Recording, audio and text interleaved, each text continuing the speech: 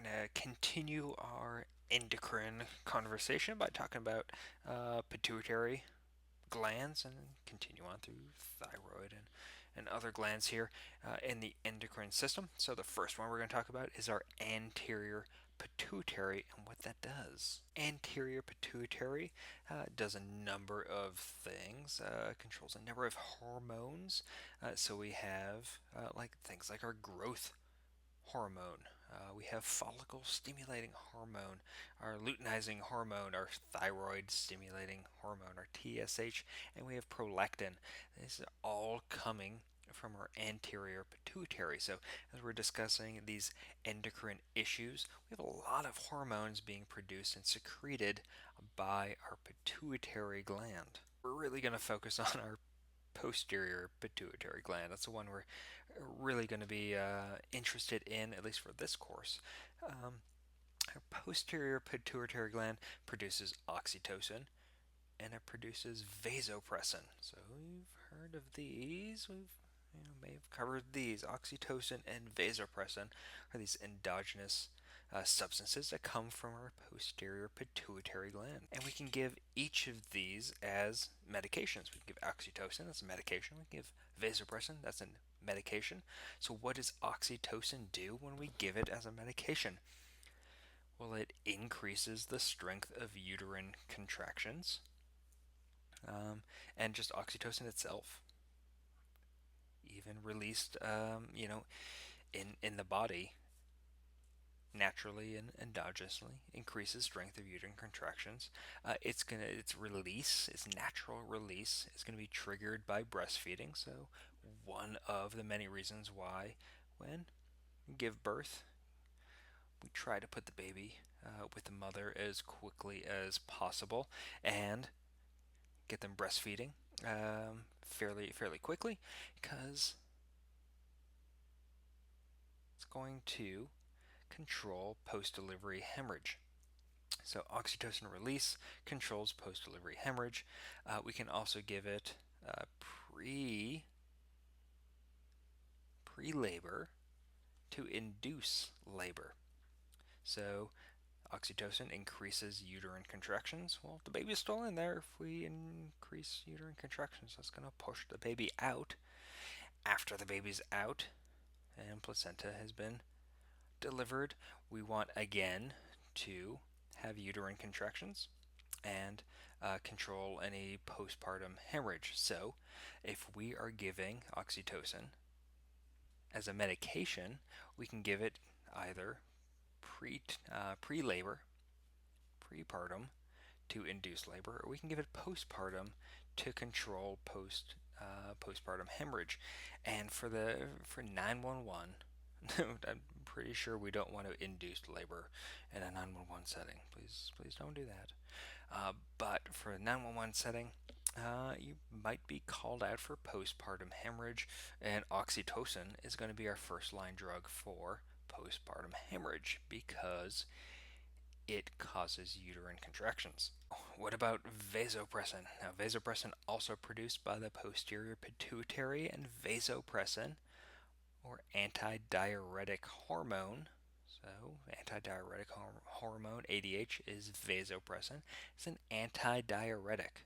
Antidiuretic hormone is an antidiuretic. Okay. Look at that. Medicine is amazing, right? So, it's an antidiuretic. And vasopressin, antidiuretic hormone, increases water reabsorption in the kidneys. So it's an antidiuretic. Vasopressin is also a vasoconstrictor. It constricts vascular smooth muscle.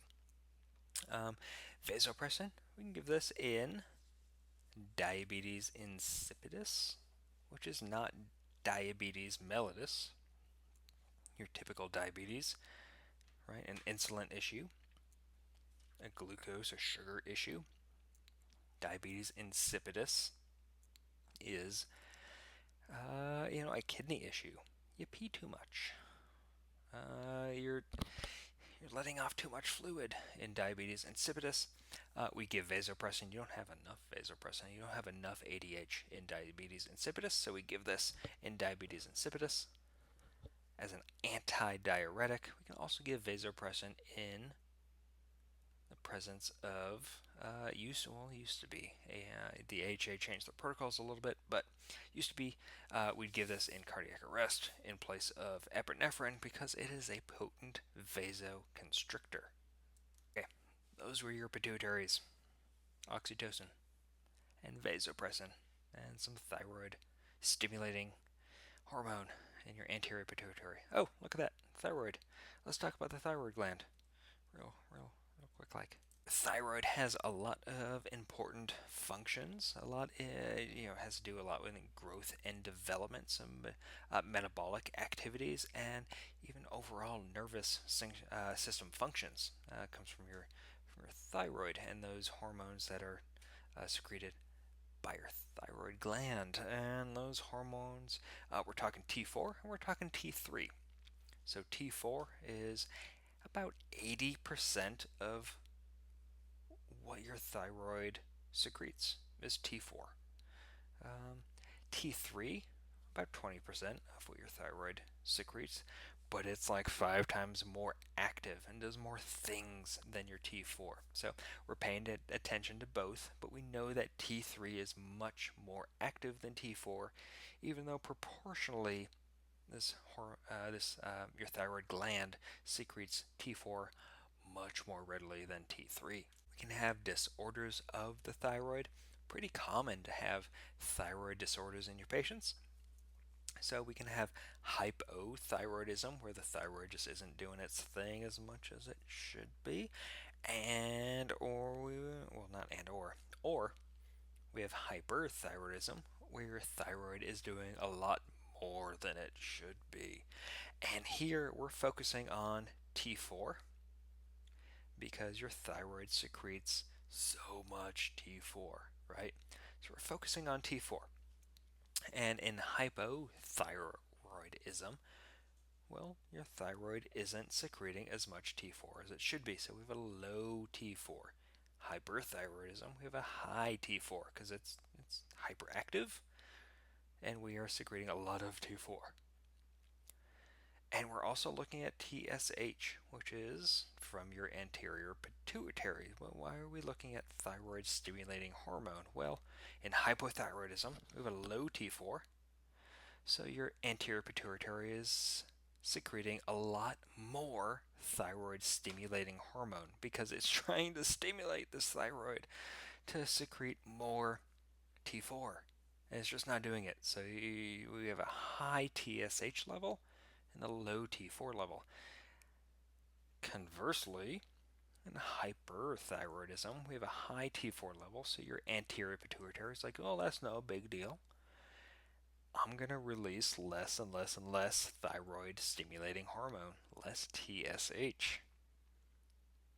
So in hyperthyroidism, we have a high T4, but a low TSH because the thyroid just doesn't need to be stimulated. Hypothyroidism, yes, it needs to be stimulated, so high TSH.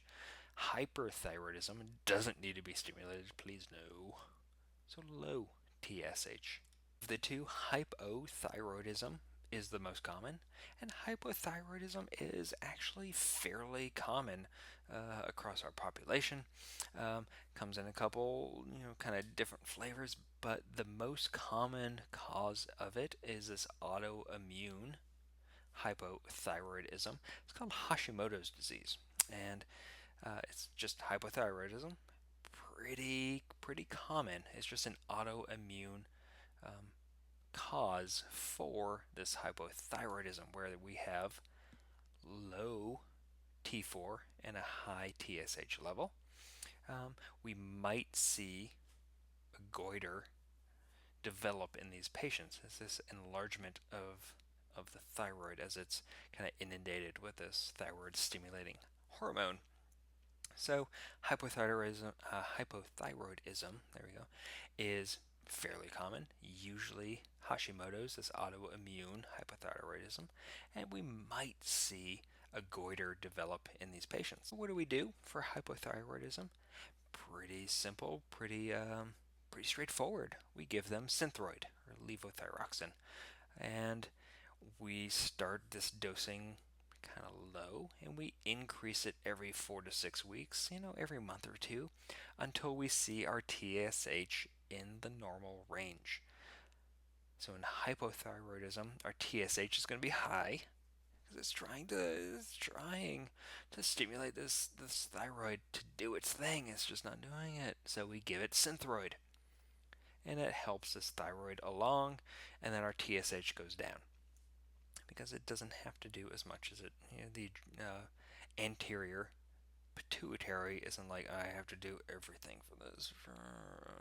It's thyroid.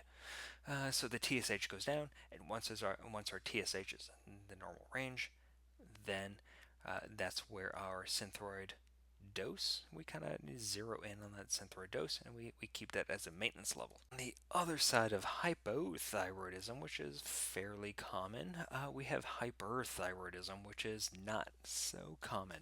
And hyperthyroidism, it's going to be caused by tumors on the thyroid, kind of rare tumors, or uncommon tumors, I should say, or Graves' disease, which is another autoimmune disease. So autoimmune issues can cause hyperthyroidism. They can cause hypothyroidism. Autoimmune diseases typically cause hypothyroidism, but if they cause hyperthyroidism, we're going to call it's Graves' disease. That's what causes, it's an autoimmune disease, but it's causing Graves' disease. Now, what do we do for hyperthyroidism? For hypothyroidism, well, we just gave Synthroid, and that fixes it, and everyone's happy.